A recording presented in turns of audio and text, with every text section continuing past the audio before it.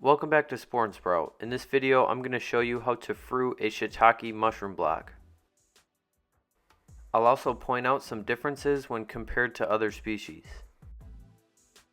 For example, when compared to oyster mushrooms, the first difference is the speed of colonization and the visual appearance of the fruiting block. With an oyster mushroom fruiting block, once it turns completely white, it means that it's ready to fruit, but with shiitake mushroom, that's not the case.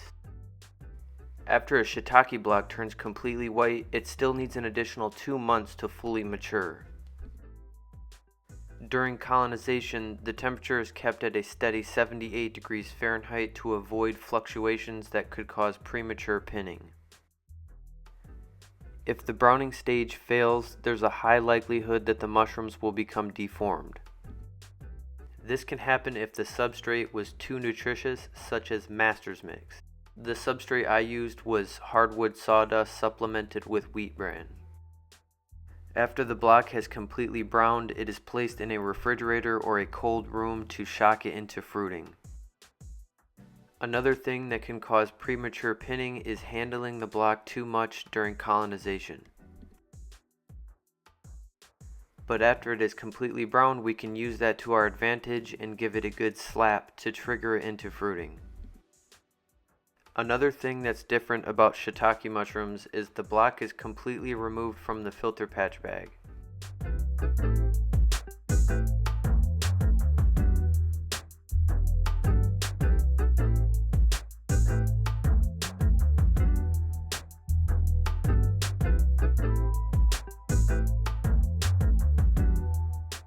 Shiitake mushrooms fruit best when the temperatures are around 65 to 68 degrees Fahrenheit. I use a 5-tier mini greenhouse which I attached a small humidifier and an exhaust fan to. I'll make sure to leave a link in the description to a video of how to make this fruiting chamber.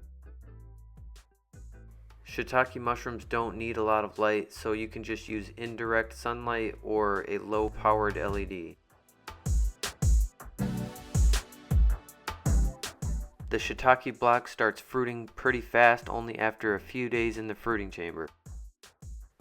It's very interesting watching all the small bumps turn into baby mushrooms.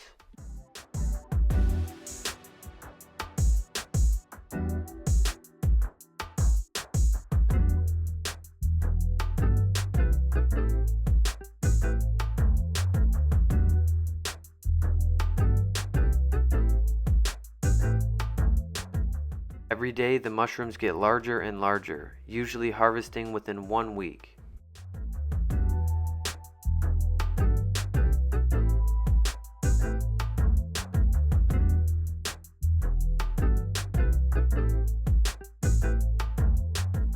After harvesting all the mushrooms, you can get a second harvest by letting the block dry out completely and then rehydrating it by submerging it in a bucket of water for about 4 to 6 hours. And that's all there is to it. I hope this video is helpful if you're trying to grow your own shiitake mushrooms. If you have any questions, leave a comment down below and don't forget to subscribe for more videos just like this one.